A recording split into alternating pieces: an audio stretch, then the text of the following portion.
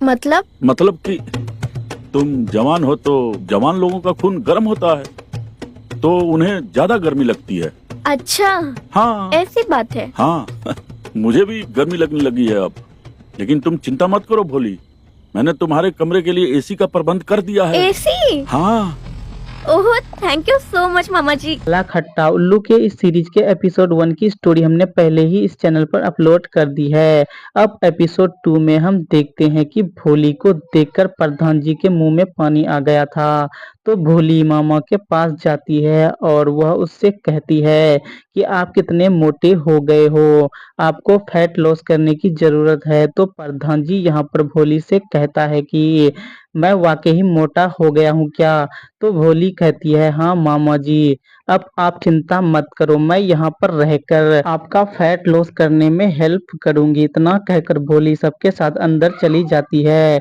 लेकिन यहाँ पर प्रधान जी भोली की बातों पर नहीं, उसकी फिगर को देख रहा था, क्योंकि प्रधान जी का दिल भोली पर आ गया था। अब अगले सीन में हम देखते हैं कि भोली जानवी के पास आती है, जहाँ पर जानवी बाहर अपने पति साहिल से बात कर रही होती है। तभी भोली जानवी से कहती है कि मुझे आपके नाइटी चाहिए, क्योंकि मैं घर में भूल आई हूँ, मुझे कंफर्ट सोने की आदत है। तो यहाँ पर जानवी भोली से कहती है वो सब तो ठीक है, लेकिन ये बता तुम्हारा कोई बॉयफ्रेंड है? तो भोली कहती है हाँ भाभी, वो बहुत अच्छा लड़का है। तो जानवी भोली से कहती है मेरी प्यारी भोली अकेली नहीं है, उसका भी बॉयफ्रेंड है।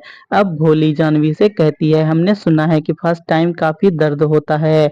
तो जानवी कहती है तुमने सही सुना है, बस फर्स्ट टाइम दर्द होता है, उसके बाद बहुत मजा आता है। तो फिर भोली जानवी से कहती है कि तो फिर मैं कुछ नहीं करने वाली।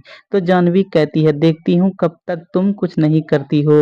अब अगले सीन में हम देखते हैं कि भोली कपड़े चेंज कर रही होती है, तभी प्रधान जी वहां पर आ जाता है। वो भोली के लिए काला खट्टा लाया था। भोली काला खट्टा देखकर काफी खुश होती है, क्योंकि उसे काला खट्टा काफी पसंद था। इसलिए प्रधान जी भोली से कहता है कि ये वाला काला खट्टा पी जाओ, इसके बाद ढेर सारा काला खट्टा फिर मैं तुम्हारे लिए लेकर आऊंगा। तो भोली कहती है हाँ मामा जी। प्रधान जी भोली को अपने साथ मार्केट ले जाता है, वो भी बाइक पर, क्योंकि प्रधान जी का दिल भोली पर आ गया था और वो भोली को हवसी नजर से देखता था। अब रास्ते में एक जगह बाइक का ब्रेक मारता है, जिससे भोली प्रधान जी से चिपक जाती है। यहाँ पर प्रधान जी को काफी सुकून आता है।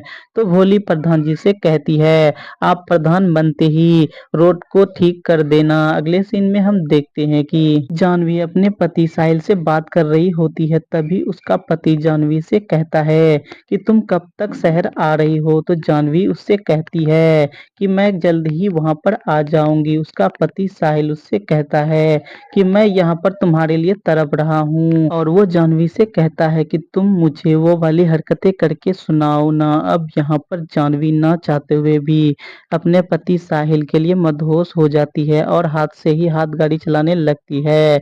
और ये सीन काफी ज्यादा कड़क होती है, जिसे आप उल्लू ऐप पर ही देख पाएंगे।